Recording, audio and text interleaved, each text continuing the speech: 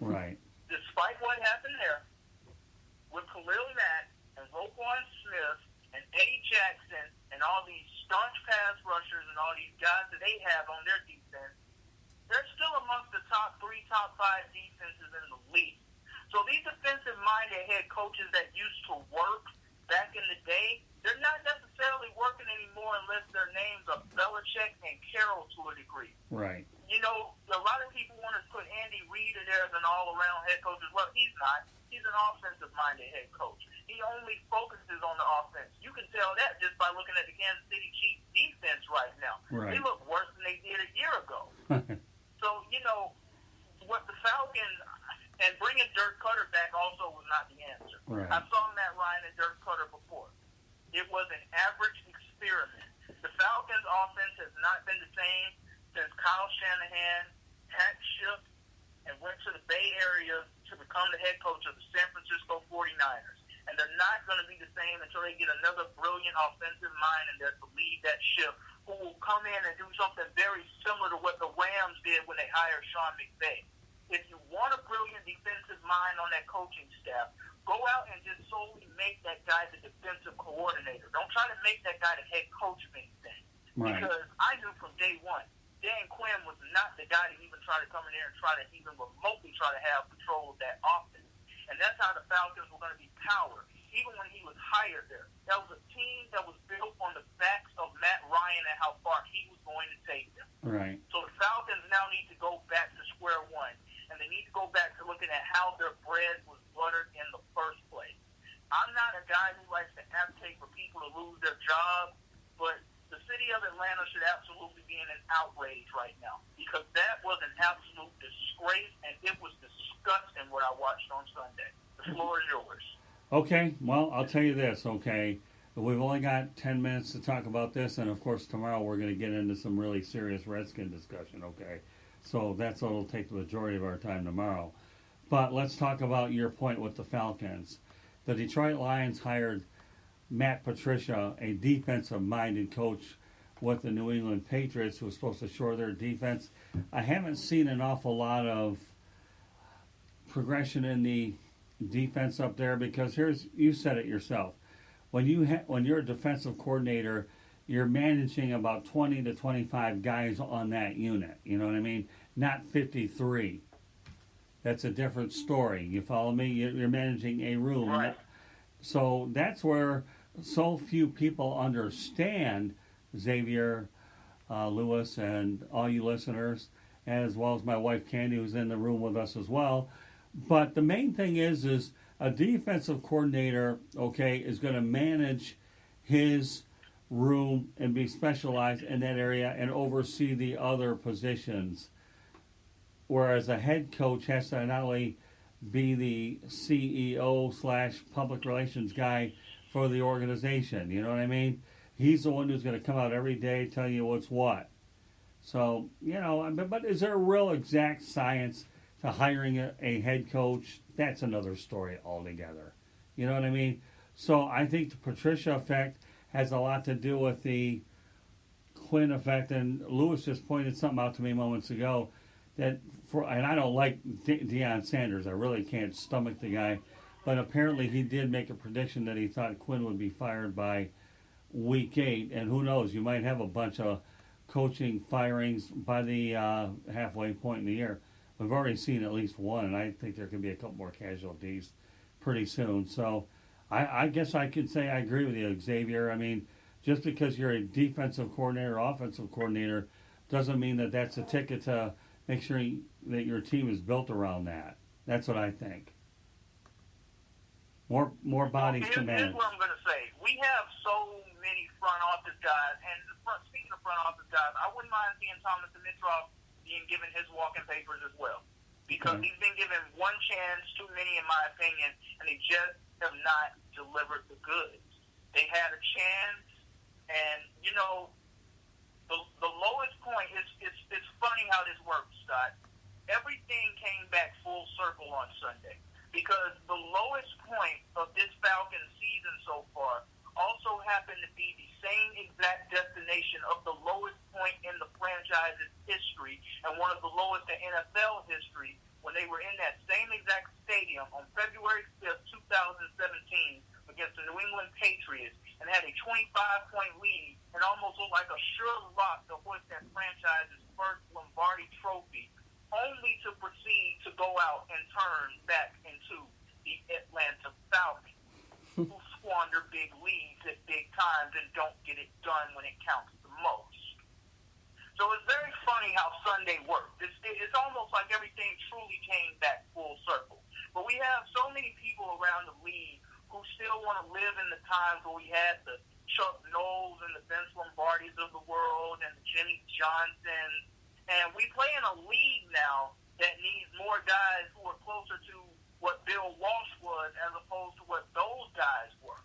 Because the defensive-minded coaches, they worked 15, 20, 30, 40, 50 years ago. It was a different type of game back then.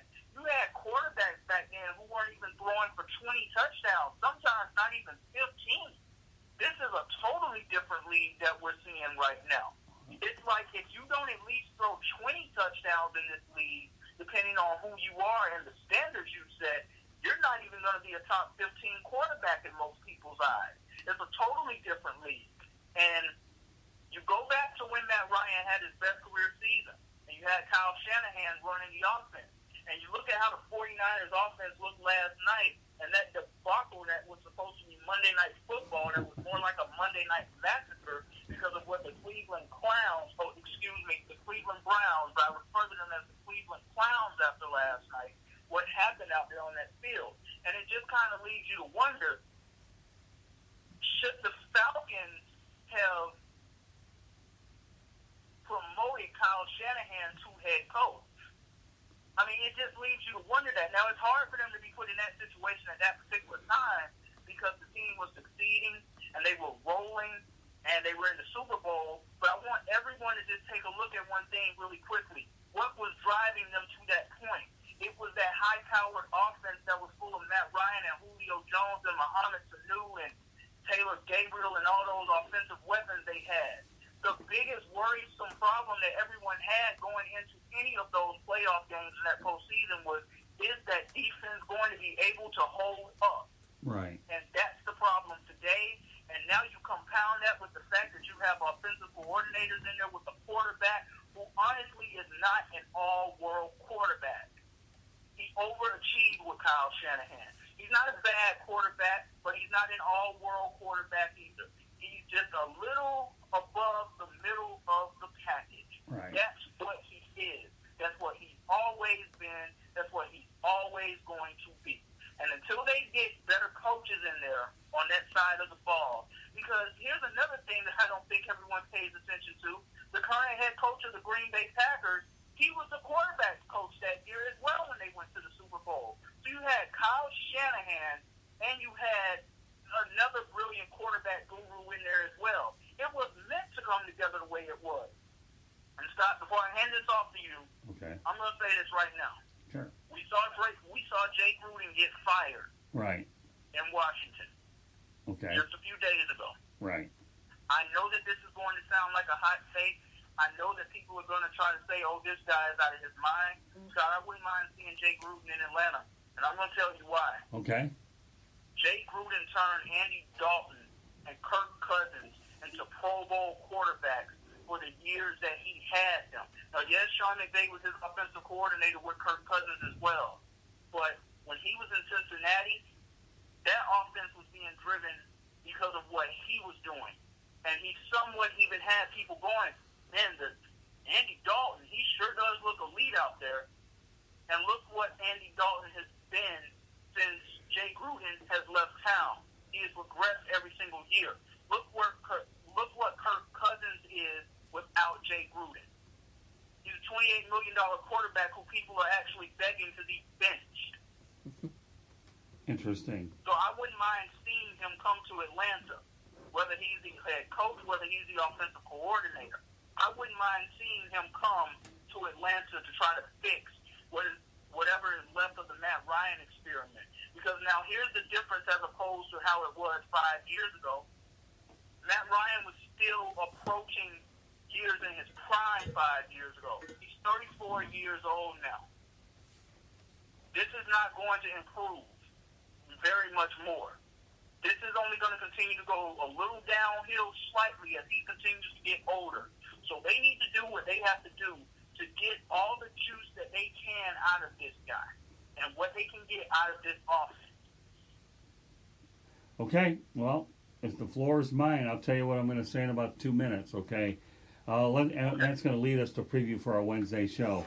Xavier more or less kind of tipped your hand a little bit, folks. We're going to be talking more about the Washington Redskins debacle with Jay Gruden. That'll be on tomorrow's edition of Real and the Rare. So I think that's something worth talking about. I think the Jay Gruden dynamic in Atlanta is certainly something I look forward to elaborating on anymore. Are there any other topics that you want to say that we're going to talk about, or are we just going to focus on the Redskins and figure from there? Oh, yes, most definitely. We're also going to talk to New York Mets, them firing Mickey Callaway last week. And we're not hearing rumors yet on there being anyone close to coming in for the job. But we are hearing now that the Cubs are going to be interviewing Joe Girardi on tomorrow. Joe Madden is very close to being named as the new manager of the Angels. Everything's coming together there. The baseball postseason is in full effect. The New York Yankees are the first team in the LCS. We just have a great show locked and loaded for you folks tomorrow. Hope you guys are ready for the real and the rare. I'll leave you with this, Xavier. One possible name who could turn that Mets team around, Buck Showalter. That's all I'm going to say. That's all I'm going to say. Well, there you go, Xavier. Write that down. I have a feeling Buck wouldn't mind returning to New York. He did it with New York. He did it with Arizona. He did it with Baltimore. Could he do it in New York again? Maybe. I believe he could. He has a lot more talent on those Mets teams as opposed to some of those teams he went and turned it around with. That's a great point. Good. Well, then, you know what, Xavier, write it down. We'll talk about that tomorrow. But meanwhile, okay, Candy, is there anything you want to add to this since you just popped in? Stay tuned for tomorrow night. All right. So meanwhile, we want to thank everybody for joining us here on the Sports Exchange.